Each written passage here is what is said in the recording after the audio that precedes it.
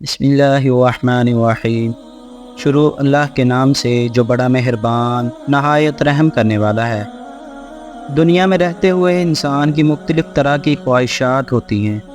لیکن کیا آپ جانتے ہیں کہ مرنے کے بعد محشر کے میدان میں زندہ ہو کر انسان 9 طرح کی خواہشات کرے گا۔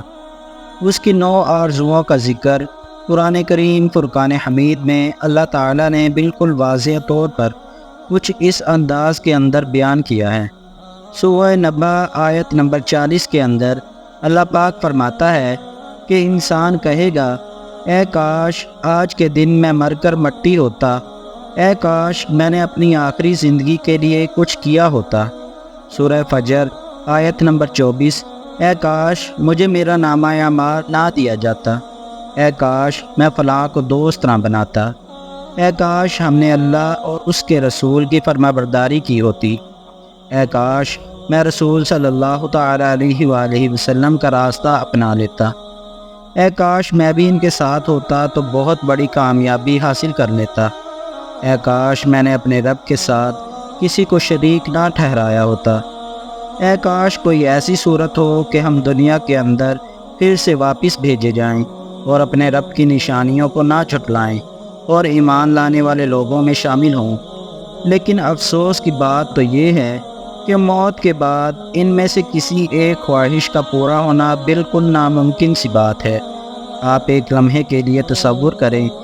کہ آپ کے پیپر سے پہلے آپ کا جو کوشچن پیپر ہے اس کو آؤٹ کر دیا جائے تو آپ اس کی تیاری کے لیے کتنی محنت کریں گے؟ آپ کو یقین ہوگا کہ میں ضرور پاس ہوں گا۔ آپ پوری محنت کے ساتھ ہر اس کوشچن کو تیار کریں گے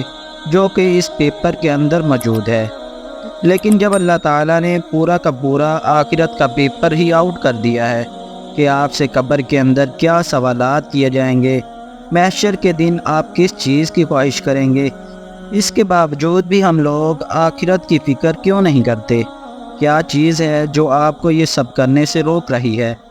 سوائے اس دنیا داری کے جس کے بارے میں اللہ پاک خود فرماتا ہے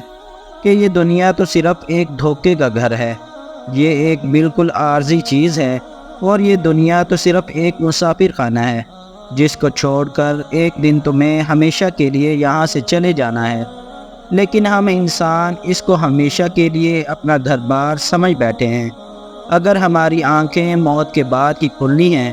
تو اس کا کوئی فائدہ نہیں، کیونکہ ہم اپنے اعمال تو دنیا سے کچھ اکٹھا کر کے لائے ہی نہیں ہیں۔ آخرت کی کرنسی یعنی کہ نیک اعمال تو ہم دنیا کے اندر ہی چھوڑ کر آ رہے ہیں،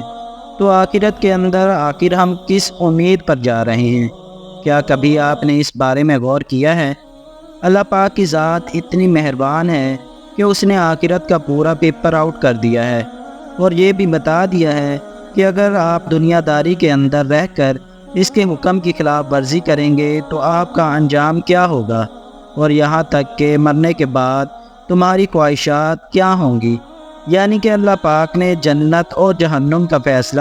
پہلے ہی کر رکھا ہے، لیکن راستہ تمہیں چننا ہے کہ آخر تم کہاں پر جانا چاہتے ہو۔ اگر ان سب کے بعد بھی انسان ہدایت کے راستے پر نہیں آتا اور اپنے دل کو ہدایت کے نور سے منور نہیں کرتا تو اپنے دل پر ہاتھ رکھ کر بتائیں کہ اس میں قصور آخر کس کا ہے؟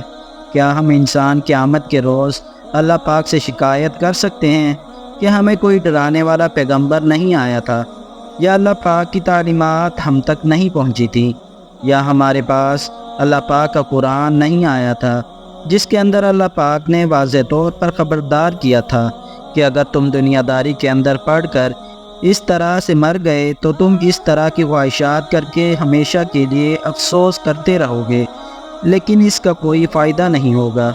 اس دن نہ تو کسی کی سفارش کام آئے گی، نہ کوئی دھمکی، نہ کوئی رشوت، اور نہ ہی کوئی بزرگ۔ لیکن خوشخبری یہ ہے کہ اس بات کو سننے کے لیے اور اس وارننگ کو آگے پہنچانے کے لیے ہم انسان ابھی بھی زندہ ہیں، اور جب تک ہم زندہ رہیں گے تو اللہ کے حضور ہماری توبہ بھی قبول ہوگی، اگر توبہ سچے دل سے کی گئی۔ آج آپ سب لوگ اپنا احتساب کر لیں کہ اگر آج اچانک اسی حالت کے اندر آپ کو موت آ جائے تو کیا آپ کے اعمال ایسے ہیں کہ آپ اللہ کے حضور پیش ہو سکیں؟ یا آپ کی اور میری بخشش ہو سکے، ایک بار سوچئے گا ضرور۔ اللہ پاک ہمیں سمجھنے کی اور نیک اعمال کرنے کی توفیق عطا فرمائے۔ آمین ثم آمین یا رب العالمین۔